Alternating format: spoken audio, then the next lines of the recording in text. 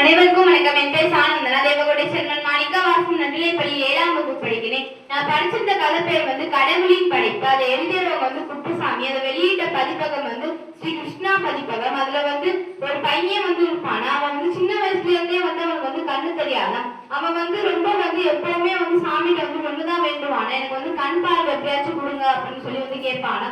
ஆனா அவன் எப்ப கேட்டாலுமே நமக்கு நடக்கவே மாட்டேங்குதே, சாமி இப்படி ஏன் பண்றாங்க அப்படின்னு யோசிப்பானா. ஒரு நாள் அவன் அங்க கோயிலுக்கு போயிட்டு ரொம்ப அழுது கேட்பானா, கடவுளே எனக்கு ஒரு நாள் ஆச்சு நீ பார்வை கொடு, இந்த ஒரு நாள் மட்டுமாச்சும் நான் இந்த உலகத்தை பார்த்துக்கிறேன் அப்படின்னு சொல்லுவானா. அதோட அந்த பையனை பார்த்துட்டு கடவுள் ஒரு நாள் மட்டும் அவனுக்கு பார்வை கொடுப்பாங்க.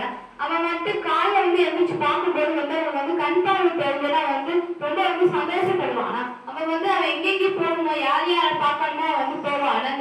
அவன் அந்த ஊரை ஃபுல்லாமே சுத்தி பார்ப்பான். ஆனா அவன் நைட்டு ரொம்ப சந்தோஷத்தோட படுப்பானா. ஆனா காலைல எழுந்திரிச்சு பார்க்கும்போது அவனுக்கு கண்ணு தெரியாது. அவன் ரொம்ப சோகமாயிடுவானா. அவன் கோயிலுக்கு போயிட்டு சொல்லுவானா, கடவுளே நான் கண் பார்வை இல்லாதது கூட நான் அந்த உலகத்தை வேற மாதிரி நானே கற்பனை பண்ணி வச்சிருந்தேன். ஆனா எனக்கு ஒரு நாள் மட்டும் கண் பார்வையை கொடுத்து, ஆனா இப்ப பார்க்கும்போது எனக்கு ரொம்ப வருத்தமா இருக்கு அப்படின்னு சொல்லி ரொம்ப அழுவானா. அதோட கடவுள் சொல்றாங்களா, நீ நான் உனக்கு கொடுத்ததை விட அதிகமா ஆசைப்பட்டுட்டேன், அதனாலதான் உனக்கு இந்த நிலைமை, நீ நான் கொடுத்த வாழ்க்கையே நீ சந்தோஷமா வாழ கத்துக்கோ அப்படின்னு சொல்லுவாங்களாம்.